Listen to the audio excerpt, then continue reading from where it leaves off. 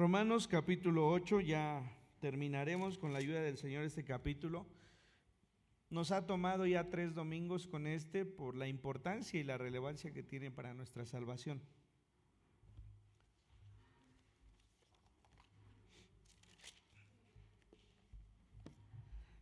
Partiremos del versículo 26 hacia el final de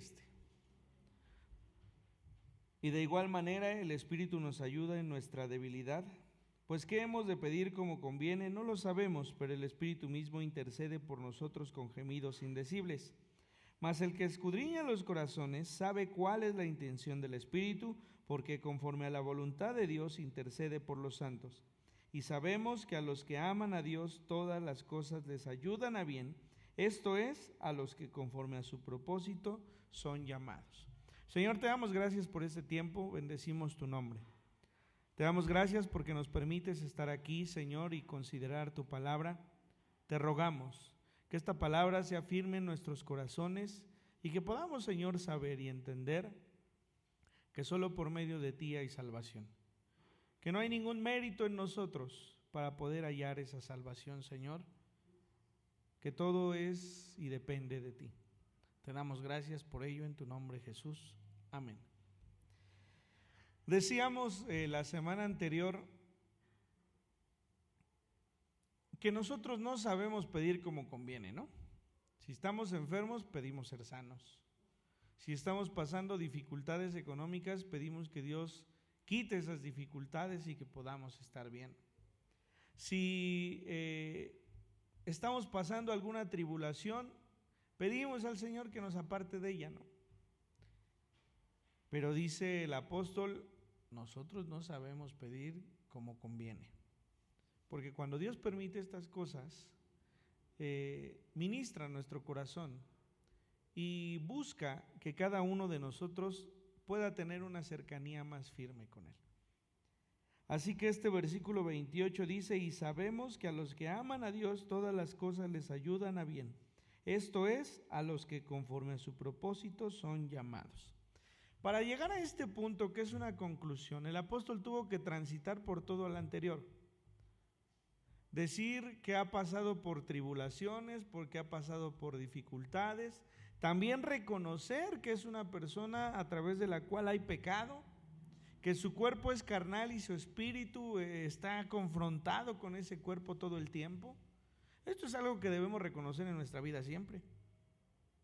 Todo el tiempo nosotros querríamos agradar a Dios, no tengo duda de ello.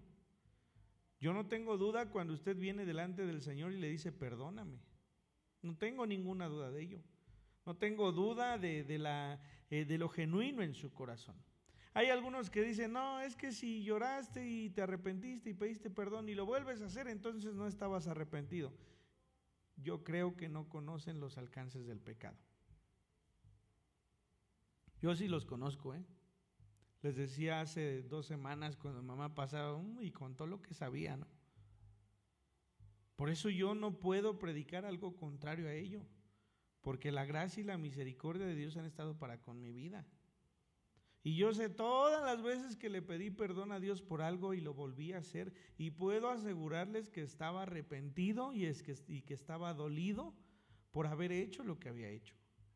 A mí nadie me puede decir es que lloraste y te arrepentiste, pero nomás estabas con el remordimiento. No, no es cierto. Por una sencilla razón, el que peca, como hemos visto en esta carta, no siente remordimiento ni un llamado de atención de parte de Dios si Dios no le está llamando. Ya leímos en los primeros capítulos que Dios les abandona a los reprobados de su mente, ¿no? Y que entonces van y pecan y por eso hay asesinos que ni chistan. Hay personas que los están deteniendo y están risa y risa, ¿no? Y uno dice, no hombre, este está loco, drogado o está endemoniado, ¿no? No, simplemente no conocen a Dios. Lo que nos lleva a sentir el arrepentimiento del pecado es que hemos conocido a Dios. Si no, no lo sentiríamos. Y entonces tenemos que observar algo. a los que aman a Dios, todas las cosas les ayudan a bien. Esto es, a los que conforme a su propósito son llamados. Pero hermanos, llevamos un capítulo hablando del pecado. ¿A qué cosa se refiere entonces el apóstol hablando de esto? Al pecado. Por supuesto que la tribulación sí. Por supuesto que la enfermedad sí. Pero una de las cosas que más nos ayudan a bien a cada uno de nosotros es saber que hay pecado en nuestra vida. Si yo no entiendo que hay pecado en mi vida, no valoro lo que el Señor Jesucristo hizo. Si yo no entiendo que hay pecado en mi vida, creo que mis obras y mis acciones son las que me van a llevar a la vida eterna. Cuando yo entiendo que por más que busque, no puedo alcanzar la perfección delante de Dios, si no es de esta forma, no voy a encontrarme con que necesito de un Salvador. Por eso les decía hace un momento, es necesario que para bautizarnos sepamos que necesitemos de un Salvador. Sí, podemos decir, pues es que yo creo en Dios, perfecto. Pero también tienes que creer que Jesucristo es quien te ha salvado, ¿no? Eso es importante, porque eso es el bautismo. Sí, se entierra al viejo hombre. ¿Cuál es el viejo hombre? Pues el que está inclinado al pecado. Pero dice el apóstol 20 años después, me hallo con que en mi cuerpo está el pecado, ¿no? Y entonces yo quiero hacer lo bueno y hago lo malo. O sea, es esa lucha de entender que aunque creamos en el Señor Jesucristo, tenemos una inclinación hacia lo que no es Él. Eso es algo de lo que el apóstol Pablo está hablando.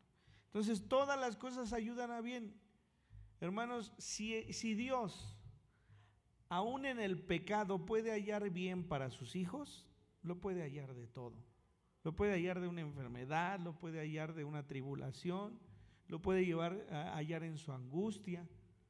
Si del pecado ha tomado provecho para enseñarnos que le necesitamos para ser salvos, todo lo demás está incluido allí.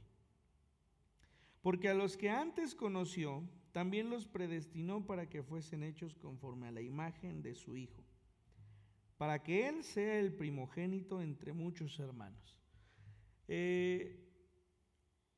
Muchos toman estos pasajes para predicar acerca de la predestinación. Y toman la predestinación como el hecho de que Dios eligió quiénes habrían de ser salvos y quiénes no. Personalmente, yo creo que no es así. Vamos a encontrar en la Biblia muchos versículos en los que se puedan apoyar para argumentar una cosa o la otra. Pero al final entonces, siempre he pensado que si ya está predestinado quién ha de ser salvo, pues entonces ¿para qué predicamos o evangelizamos? O sea, ¿qué ha de ser salvo? Pues que sea salvo, ¿no? Pues ya Dios dijo, ¿no? Por eso es que yo tengo mis dudas. Y porque entonces el creer no es la diferencia, sino que Dios haya dicho, pues tú sí, tú no, tú sí, tú no. Por eso es que yo lo creo así. Pero bajo mi sabiduría, que es muy poca, es que yo digo esto, ¿no? La sabiduría de Dios es diferente, es inmensa, es eterna.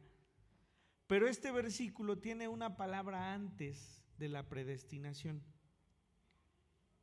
A los que antes conoció, también los predestinó. A los que antes conoció.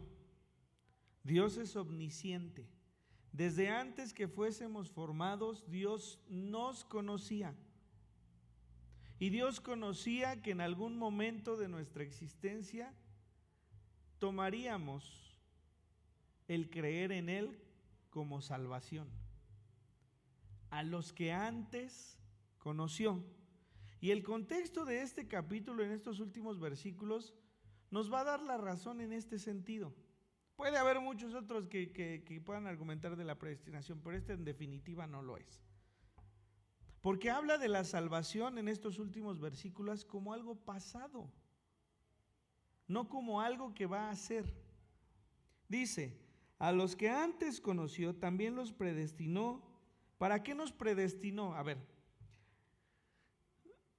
Dios conocía al hermano Sergio desde antes de que fuese formado.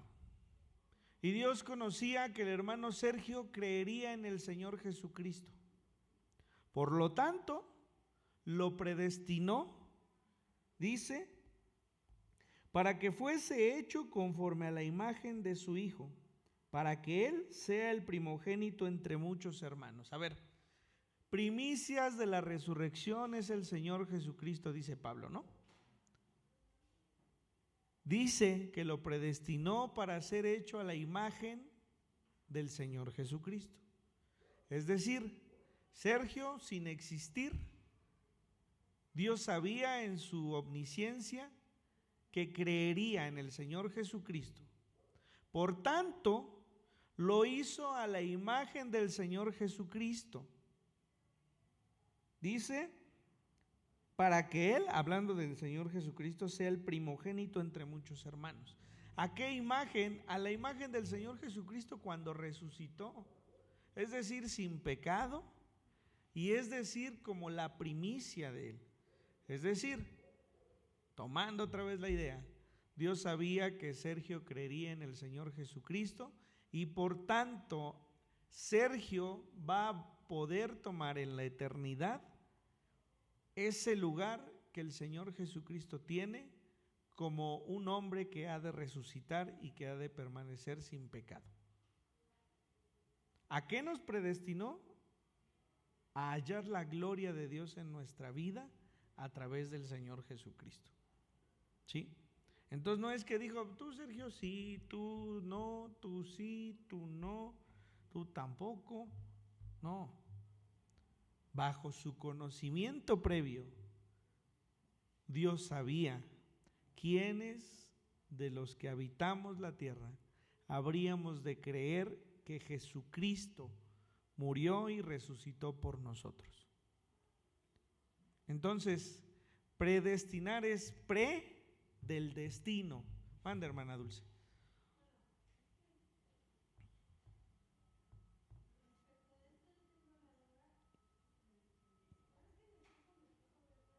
Pero ya le van a pasar el micrófono, si no mi tío Jaime no escucha.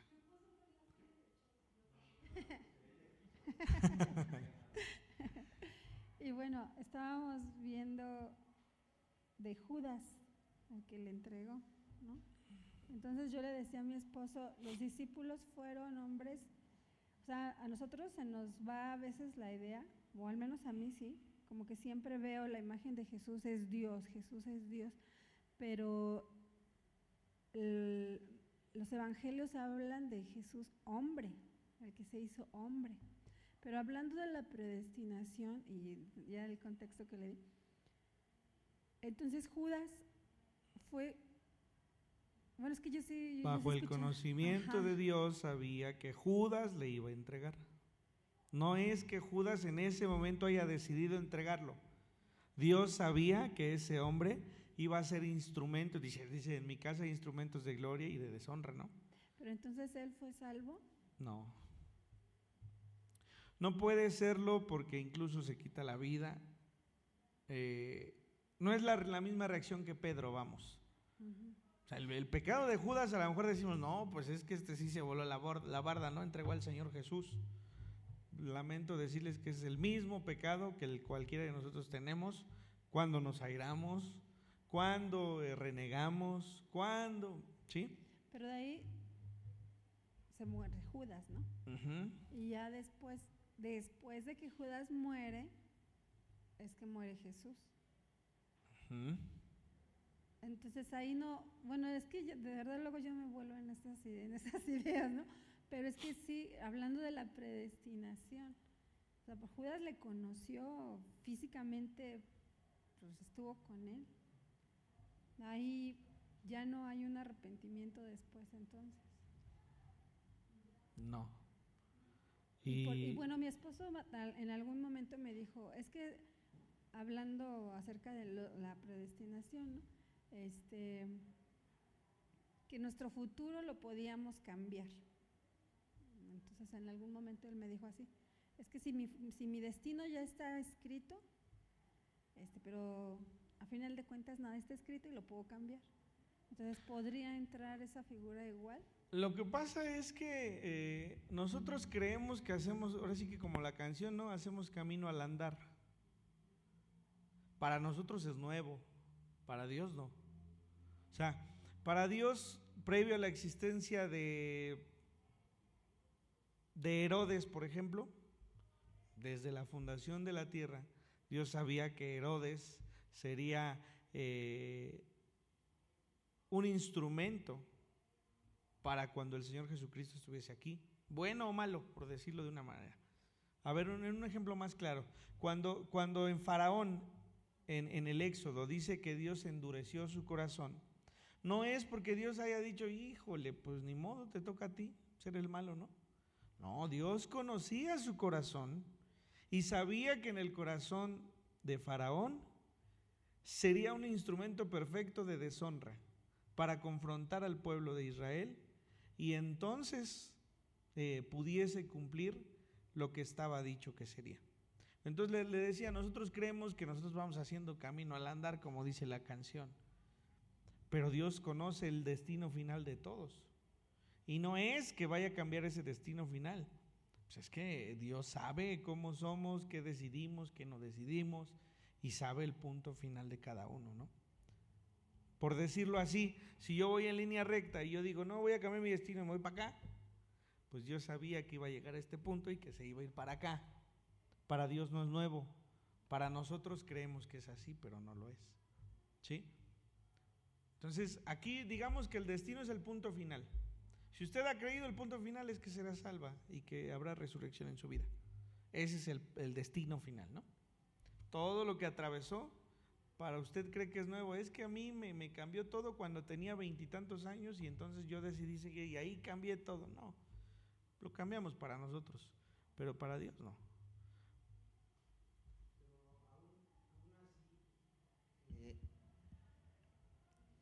Si nos basamos a la escritura, Dios da oportunidad a todos los hombres. Sí. Y tiene que ser una oportunidad donde el hombre decida si sigue o no sigue a Dios. Uh-huh. Y este conocimiento es al que se refiere el versículo, porque va a decir, tú creíste porque quisiste creer, y este es tu destino desde antes de que nosotros naciésemos, Dios lo supo. Porque yo ya sabía que tú no ibas a creer o que tú sí ibas a creer. Por eso dice, a los que antes conoció, ¿sí?, los predestinó para hallar el mismo futuro que el Señor Jesucristo. O sea, porque Él ya sabe todas las cosas, ¿sí?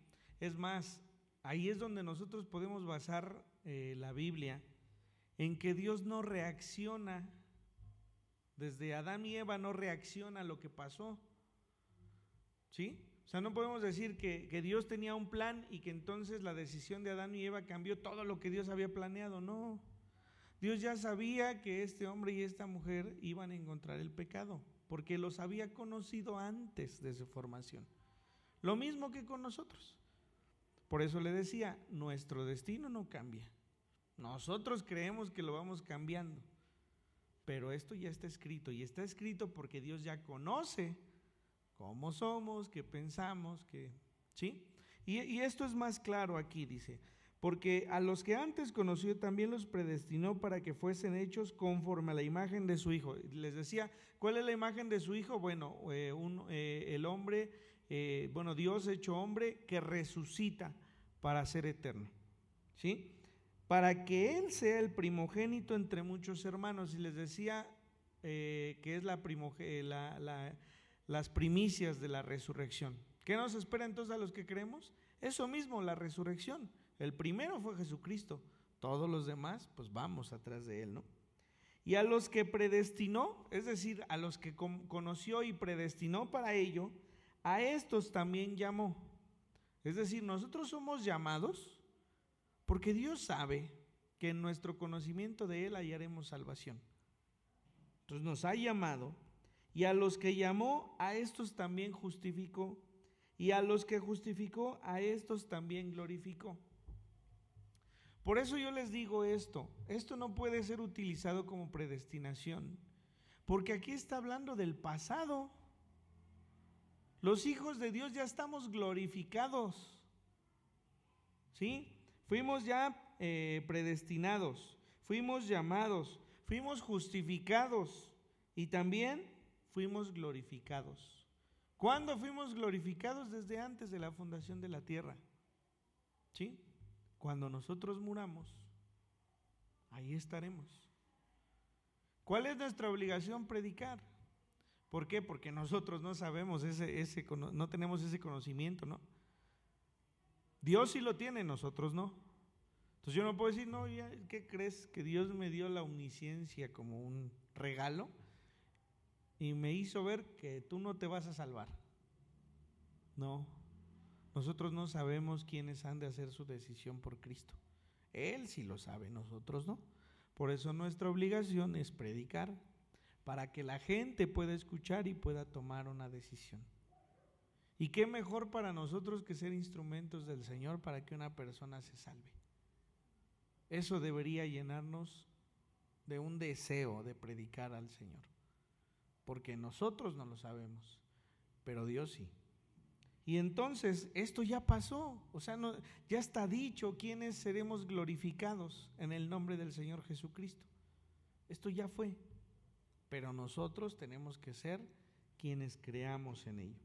¿Qué pues diremos a esto? Si Dios es por nosotros, ¿quién contra nosotros? Les puse ahí en su hojita que este es uno de los versículos que utilizamos de una manera errónea con más frecuencia, ¿no? Porque esto lo usamos hasta para los que nos caen mal, ¿no? O si en el trabajo estamos mal y el jefe nos... No, pero si Dios es con nosotros, ¿quién contra nosotros? Pues no está hablando de eso, déjeme decirle que no. Se la ha pasado hablando de pecado y se la ha pasado hablando de salvación y justificación. ¿Qué tiene que ver si al jefe le cae bien o mal? Nada tiene que ver. No puede estar hablando de dulces y cambiarlo por pepitas. Está hablando del pecado y de la justificación. Entonces dice, si ya fuiste predestinado, ya fuiste llamado, ya fuiste justificado, ya fuiste glorificado, entonces ¿quién va a poder condenarte? Eso es lo que el apóstol está diciendo. Entonces, si usaba este versículo como defensa propia, pues no lo vuelva a usar, a menos que sea hablando de condenación. Porque dice, ¿qué pues diremos a esto? Si Dios es por nosotros, ¿quién contra nosotros? El que no escatimó ni a su propio Hijo. El hecho de que el Señor Jesús hubiera enviado a su Hijo era por salvación. Ese fue el único motivo, salvación. Entonces, si no escatimó a su propio Hijo para salvación de la humanidad, sino que lo entregó por todos nosotros para salvación de la humanidad, ¿cómo no nos dará también con Él todas las cosas? Insisto, todas las cosas no se refiere a todo lo que necesitamos, se refiere a toda la gracia, se refiere a toda la misericordia, se refiere a toda la benevolencia, se refiere a la vida eterna. Estamos hablando de pecado, insisto. ¿Quién acusará? Sigue hablando de pecado. ¿Quién acusará a los escogidos de Dios? Dios es el que justifica. Oye, hermano, es que tú, ¿cómo vas a ser salvo tú? ¿Qué crees? Que desde el conocimiento de Dios Él sabía que yo creía en Él. Por lo tanto, lo que me diga cualquier persona no puede atentar contra la justificación que Dios ha dado de mi vida. ¿Quién acusará a los escogidos de Dios? Dios es el que justifica. ¿Quién es el que condenará? Cristo es el que murió, más aún el que también resucitó, el que además está a la diestra de Dios y el que también intercede por nosotros. O sea, Jesucristo no nada más es el que vino y murió. Él es el que también resucitó. Además, está a la diestra de Dios. Y por si fuera poco, también intercede por cada uno de nosotros delante del Padre. ¿Por qué nos podemos acercar a Dios si somos pecadores? Porque hay un intermediario que es Cristo el Señor. Él es el que intercede, el que está entre uno y otro. No es el sacerdote. La Iglesia Católica trae a confesar sus pecados a los congregantes a través de un sacerdote. ¿Sí? No es el caso de nosotros. Nosotros sabemos que solamente hay un intermediario, que es Jesucristo el Señor. Y eso debe quedarnos claro. Versículo 34. ¿Quién es el que condenará? Cristo es el que murió, más aún el que también resucitó, el que además está a la diestra de Dios, el que también intercede por nosotros. ¿Quién nos separará del amor de Cristo? No hay nada que nos separe de la gloria venidera. Y el apóstol tal parece que describe todo lo que ha vivido, ¿no? Tribulación, o angustia, o persecución, o hambre, o desnudez, o peligro, o espada. Como está escrito, por causa de ti somos muertos todo el tiempo. Somos contados como ovejas de matadero. Y diríamos, oye, ese versículo como que no lo entiendo aquí, ¿qué quiere decir, no? Este es un versículo que proviene de un salmo. En ese salmo se describen las derrotas del pueblo de Israel. Y una vez que hay una destrucción, que hay una guerra firme en contra de ellos, no tienen más conclusión que decir, como está escrito, por causa de ti somos muertos todo el tiempo. No acusando a Dios de lo que les está pasando, más bien reconociendo su soberanía y su sabiduría. Hermanos, si ha pasado una tribulación que le ha lastimado por muchos años, tal vez este versículo debería ser una bandera para usted. Por causa de ti somos muertos todo el tiempo. Es decir, si está pasando, es porque tú lo has permitido. A veces tenemos tanto miedo del mal, ¿no? Que el enemigo, que Satanás, que existe, por supuesto. Pero no hay nada que pueda suceder si Dios no lo permite. ¿Has visto a mi siervo Job? Ve, pero su vida no la toques. Hay una permisión, sí, pero la voluntad del Padre es que la vida de Job no fuese tocada. Pedro, Satanás te ha pedido para zarandearte como a trigo, pero confiad, porque yo voy a interceder al Padre. Imagínense que escuchase la voz de Dios y que le dijera esto, ¿no? No, híjole, mejor no escucharla. Pero tiene que ver con todo. Si Dios permite que pasemos tribulación, es porque es necesario. Si Dios permite que pasemos enfermedad, es porque tiene que suceder para que nuestra fe crezca. Todas las cosas ayudan a bien para los que están en Cristo Jesús. Por eso les decía hace un momento, esto es como conclusión de todo lo que ha venido escribiendo. Si tiene que haber pecado en nuestra vida para comprender que necesitamos de un Salvador, bajo la voluntad de Dios así será. Porque si no vamos a decir, pues yo me comporté bien casi toda la vida, sí, me equivoqué de repente, ¿no? Yo creo que si no necesitamos del Señor Jesucristo, yo sí pasaba. Pues no. 3 veces he pedido que quite este aguijón de mi carne y Él me ha respondido, bástate mi gracia. Entonces aquí dice, por causa de ti. ¿Por qué por causa de Dios? Porque en Él están todas las cosas. Si yo he enfermado es porque Dios lo ha permitido. Pero porque voy a hallar más bendición en la enfermedad que en la salud. Hay algunos hermanos que solamente con la enfermedad su corazón se dobla delante de Dios. A lo mejor ni siquiera es en nosotros, ¿no? A lo mejor es en nuestros hijos o en nuestros padres o en nuestros hermanos. Si Dios tiene que permitirlo, es un acto lleno de gracia y de bondad para cada uno de nosotros. Entonces, lo que están reconociendo en este salmo y lo que Pablo está diciendo es: por más que pasemos aflicción y muerte, nada escapa de la voluntad y soberanía de Dios.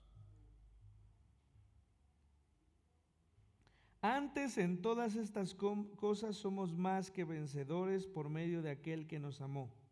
Por lo cual estoy seguro de que ni la muerte ni la vida, es decir, para nosotros como seres humanos, pues lo más importante es la vida y la muerte, ¿no?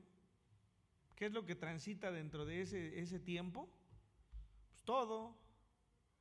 Pero ni la muerte, que es lo que nosotros o muchos piensan que es lo último, ni la vida, que muchos creen que es lo primero, nos puede separar de Dios. ¿Sí? Ni la muerte, ni la vida, ni ángeles, ni principados, ni potestades, ni lo presente, ni lo porvenir, ni lo alto, como si describiese lo que hay más allá, ni lo profundo, es decir, está abarcando todo.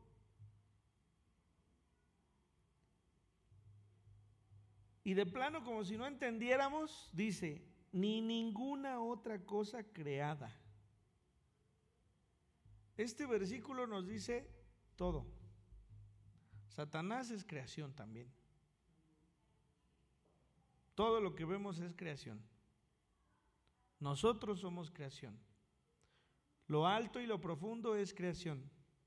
La vida y la muerte es creación. Lo único que no es creado es Dios. Dios es desde la eternidad. Dios es. Así que todo lo que Él creó, absolutamente nada nos puede separar del amor de Dios. Absolutamente nada nos puede señalar, porque Dios nos ha justificado desde antes de la fundación de la tierra, cuando nos conoció y cuando nos dijo que nuestro predestinar es eso, antes del destino, Él nos igualó al Señor Jesucristo para hallar salvación y glorificarnos. El Señor Jesucristo fue glorificado después de habitar la tierra y después de morir por nosotros. Vendrá el momento en que nuestro cuerpo será devuelto al polvo y en la resurrección ese cuerpo será inmortal y será perfecto delante de Dios y seremos glorificados como lo fue el Señor Jesucristo. Somos predestinados a hallar lo que el Señor Jesucristo halló en la resurrección. ¿Sí? Lo único que cambiaríamos es que esto está dicho, esto está escrito. Dios sabe todas las cosas y sabe que nuestro destino final está a su lado. Así que este capítulo sin duda debe ser un capítulo que analicemos constantemente, ¿no? Si lo vuelve a leer, hágalo y vuelva a detenerse y vuelva a buscar y vuelva a darse cuenta de que usted ya ha sido glorificado. Esa es nuestra esperanza de fe. Vamos a orar. Señor, te damos gracias porque en tu sabiduría te ha placido llamarnos y en ese llamamiento te ha placido darnos vida eterna y glorificarnos. Si, Señor, desde antes de la fundación de la tierra nos has predestinado a ser glorificados, entonces no hay nada que nos condene. Como dice esta palabra, ni lo alto, ni lo profundo, ni la vida, ni la muerte, ni cualquier cosa creada nos han de separar de ti. Te damos gracias entonces por lo que nos permites vivir. Te damos gracias entonces porque la enfermedad nos afirma en la fe, porque la tribulación nos afirma en la fe. Porque, Señor, por tu causa es que vivimos lo que tenemos que afrontar en esta vida. Pero debemos estar confiados en que nuestro final está, Señor, en el principio de la eternidad, habitando como nuestro Señor Jesucristo delante de ti. Permite, Señor, que busquemos con profundidad en nuestro corazón el entendimiento de tu palabra, porque esto nos ha de acercar, Señor, a conocerte de una manera distinta. Gracias, Señor, porque no merecíamos nada y tú nos has dado, Señor, absolutamente todo. Bendecimos tu nombre, en el nombre de nuestro Señor Jesucristo. Amén.